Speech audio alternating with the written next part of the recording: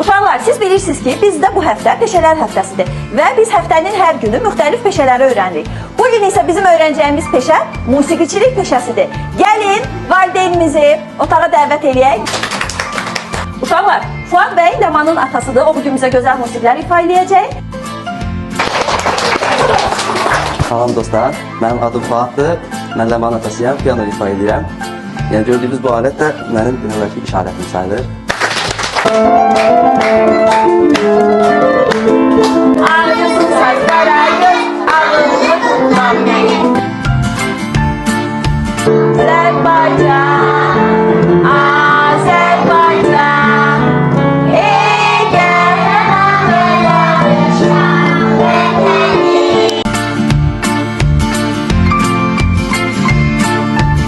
Fuad bəy, çox təşəkkür edirik dəyərli vaxtınızı bizə ayırdığınız üçün. Uşaqlar, alqışlayaq, təşəkkür edək.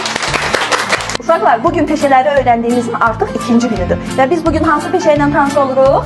Tibb bacısı. Aynura xanım tibb bacısı işləyir. Mən Miranın valideyniyəm. Adım Aynurədir, özüm tibb bacısıyam. Tibb bacısı ilkin tibbi yardım göstərən peşəkar, sağlam işçilərə deyilir.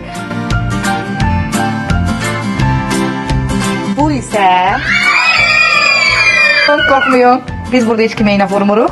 Bu sizi sağaltmaq üçündür. Əgər siz xəstələnərsinizsə, canınız ağrıyarsa, qızdırmanız olarsa, o zaman bundan yenə də qorxmaq lazım deyil. O zaman sizə iynə vurula bilər. Uşaqlar, biz bugün artıq üçüncü peşə ilə yaxından tanış oluruq. Bu peşənin sahibi Məryəmin valideyni olan düzgün danışıq mütəxəssisi Gülfər xanımdır. Alın. Salam uşaqlar. Uşaqlar, Gülfər xanım bizə öz peşəsi haqqında yaxından məlumat verəcək və bu əşyalarla sizi tanış eləyəcək. Buyurun. Mənim peşəm uşaqların düzgün danışmasına kömək edən mütəxəssisdir. Uşaqlar, baxın, bu masaj alətidir. Bununla uşaqların həm əllərini, həm üzünü masaj edirik və danışmağa kömək edir. Uşaqlar, baxın, bunlar zontlardır. Uşaqların sözləri düzgün tələffüz etməsinə kömək edir.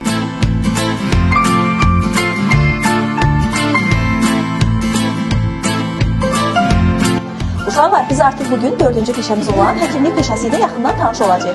Bugün bizim şagirdimiz Arifənin valideyni Buray gələcək.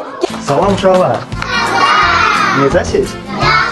Yaxşı olun. Valideynləriniz sizinlə vaxtsa həkimə aparanda qorxmadan, çəkinmədən çalışın həkimin yanına gedin. Uşaqlar, boynunda gördüyümüz bu alət fanendoskopdur, steteskop da deyirlər buna. Azərbaycanda fanendoskop cihazlar. Bunun üçün istifadə edir ki, həkimlər bununla ürəyimizin səsinə qulaq asır, ağciyərlərimizin səsinə qulaq asır. Ağciyərdə qulaq asmaq üçün bunu qoyuruq şürəyindən sağ tərəfə. Öskür qızım.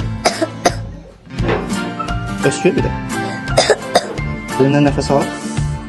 Nəfəs ver. Heç nə yoxdur uşaqlar, sağlamdır.